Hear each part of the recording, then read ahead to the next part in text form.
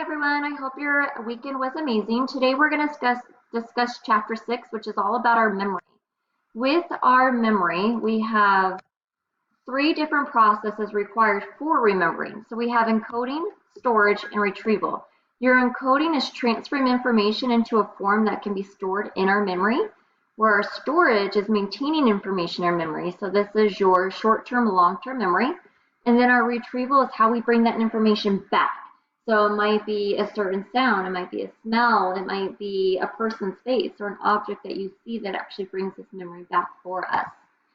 So within that categories, your first one is your sensory memory. So this is very temporal storage for sensory information. The capacity is extremely large. Your sensory input is visual is a fraction of a second. So if you see something, you can remember it within a fraction of a second. And then your auditory is 2 seconds. After this stage, we go into transferring, so encoding. We have your short-term memory, which is a brief storage capacity, and this holds about 7 items at a time, so it ranges from 5 to 9.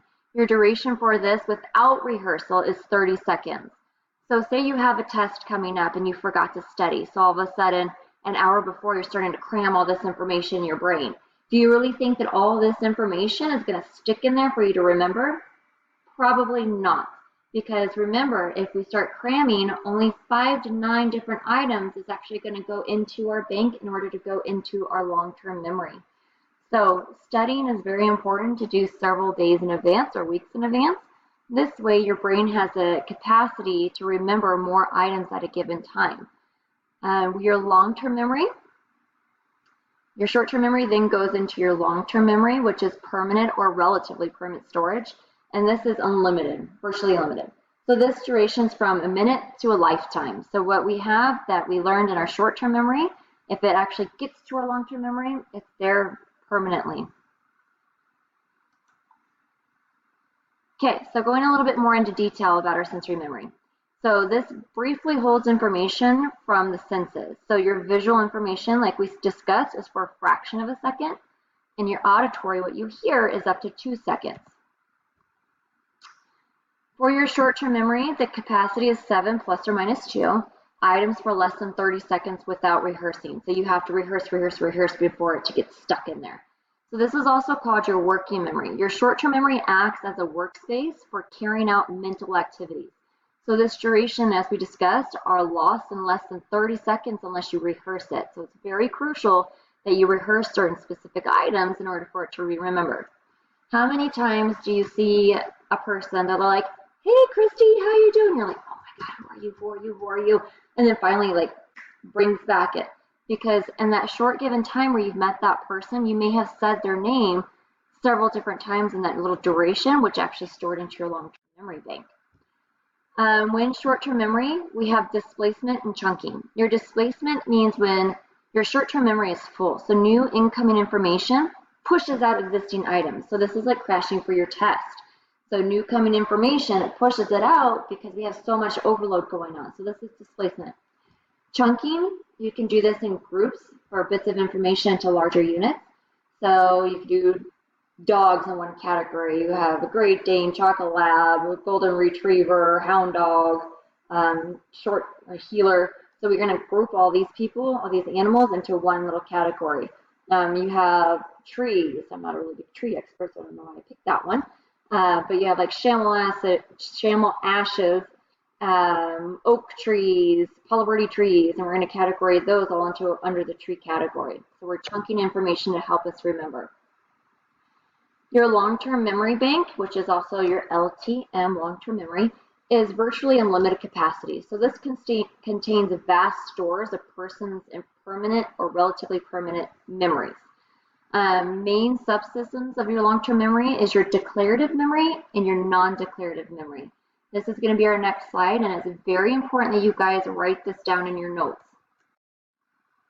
So, as we said before, your long-term memory goes into 2 different tiers. We have our declarative memory and our non-declarative memory.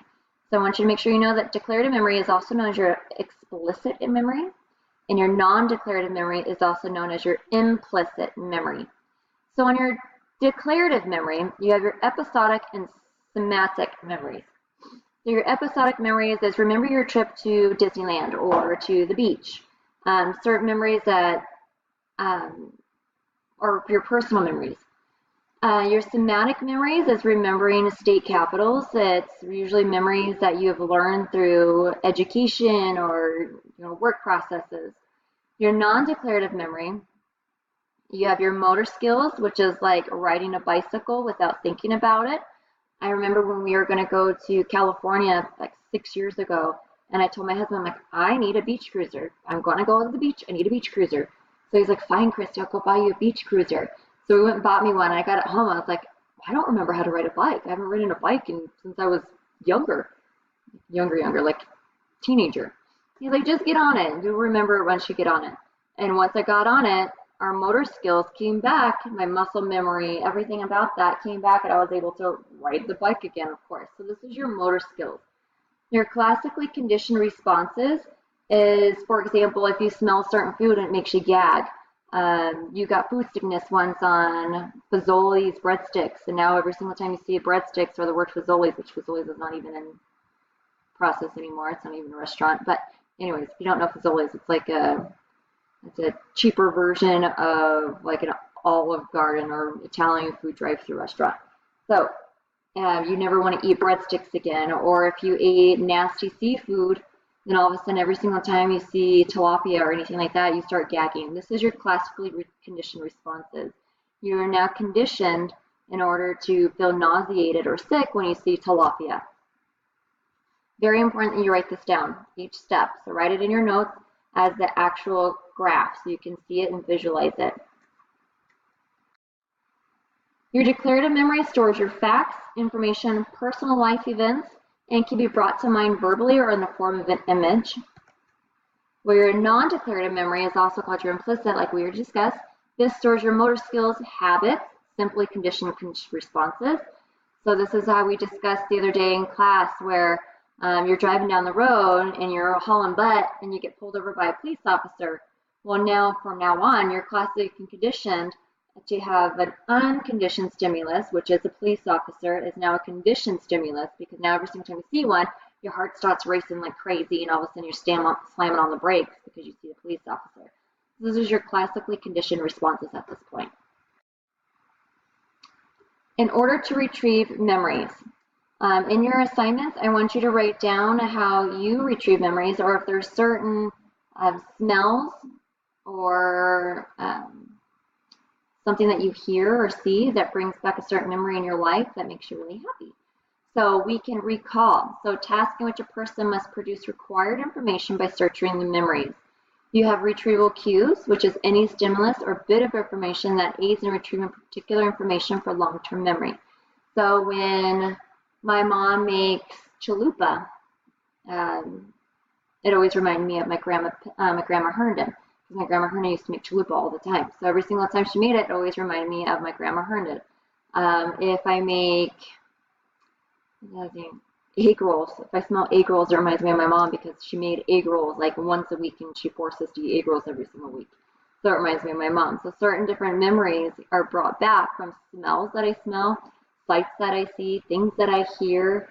There was a person that was giggling the other day and it sounded like my grandma Pennis. And I was like, Grandma, is that you? And it wasn't. It brought back a certain memory when we were camping when we were little. So it brought back that retrieval cue. Okay, the next slide, I can't cheat now. The next slide, I'm going to give you 10 seconds to remember these words. And then I want you to go back to this slide that we're currently on now. So you're going to go to the next slide, and then I'm going to shoot right back over. Okay, so you have 10 seconds to remember these words. You ready? Set, go.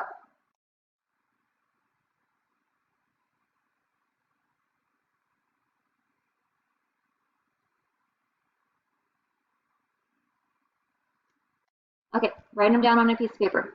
I'll give you a couple minutes.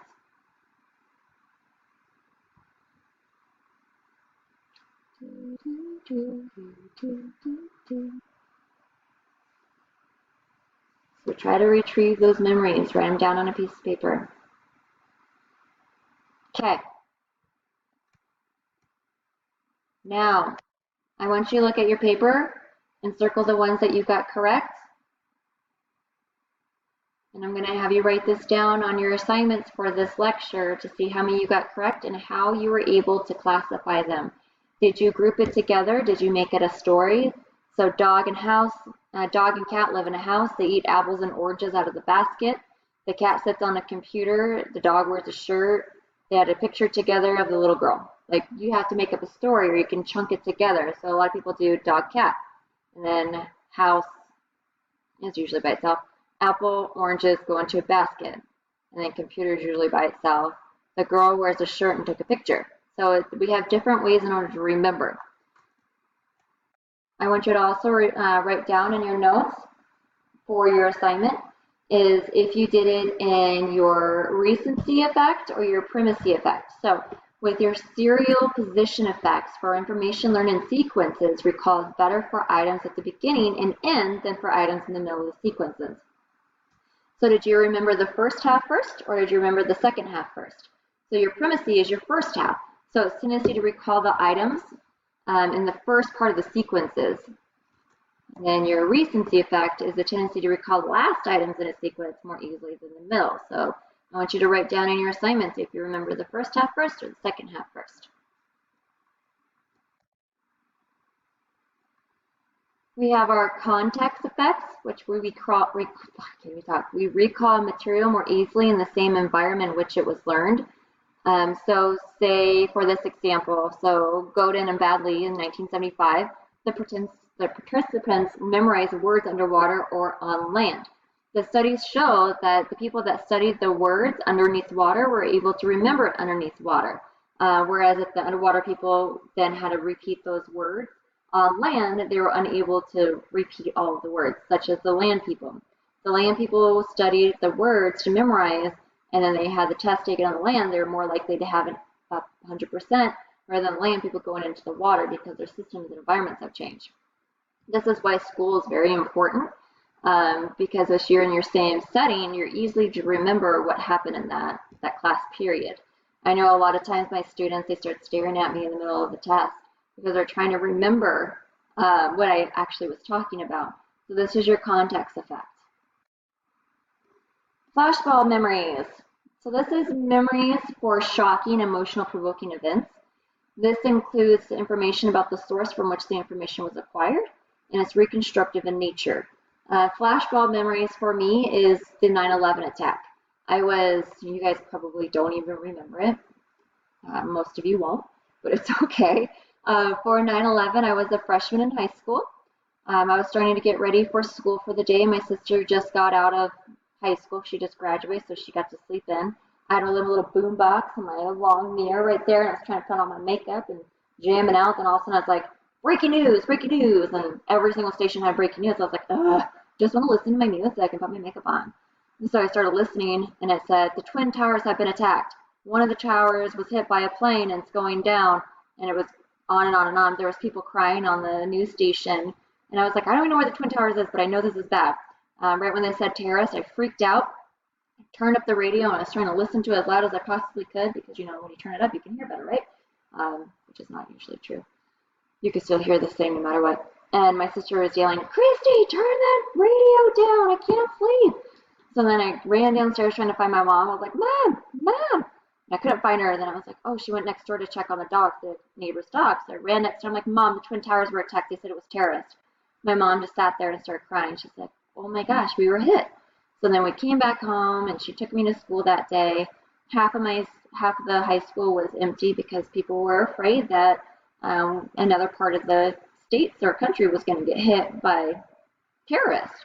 So they took their kids out of school. So I remember each and every single one of my classes, we had the TV up in the corner, and it was on all day long, and all the sadness would just flush through us.